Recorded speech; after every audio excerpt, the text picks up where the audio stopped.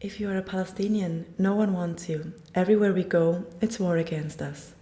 Mohammed is discouraged and angry. He keeps repeating that he wants to get away from Shatila, the Palestinian refugee camp in Beirut, where he is living now along with his wife, a daughter and 2 grandchildren.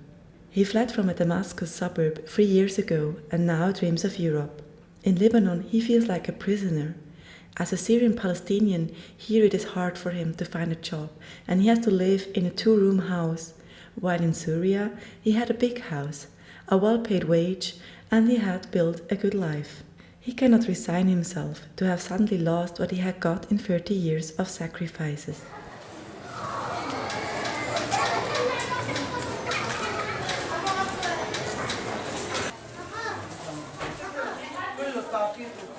Shatila is a tiny, overcrowded neighborhood, less than 1.5 square kilometers.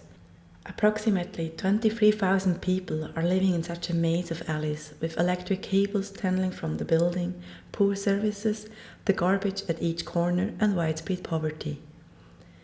Since the beginning of the war in Syria, the number of inhabitants has been increased, putting a strain on the keeping of already limited services. They are supported by the UNRWA, but the deepening resource crisis of the UN agency is affecting the beneficiaries. This is a shock for Palestinians arrived from Syria. There they had free services from education to healthcare and enjoyed equal rights with Syrians. According to the figures, currently there are around 45,000 Syrian Palestinians in Lebanon, and many of them have been settled in the 12 camps opened almost 70 years ago after the Nakba. In a dark and damp alley of Shatila, there is the Raja house, a widow of 40 years with 2 children. She is Syrian Palestinian too. Raja fled from the besieged Yarmouk 3 years ago, after her husband was killed in an infamous Palestinian refugee camp near Damascus. In Yarmouk the life was tough. She tells about the time they didn't have anything to eat and all around them was fighting.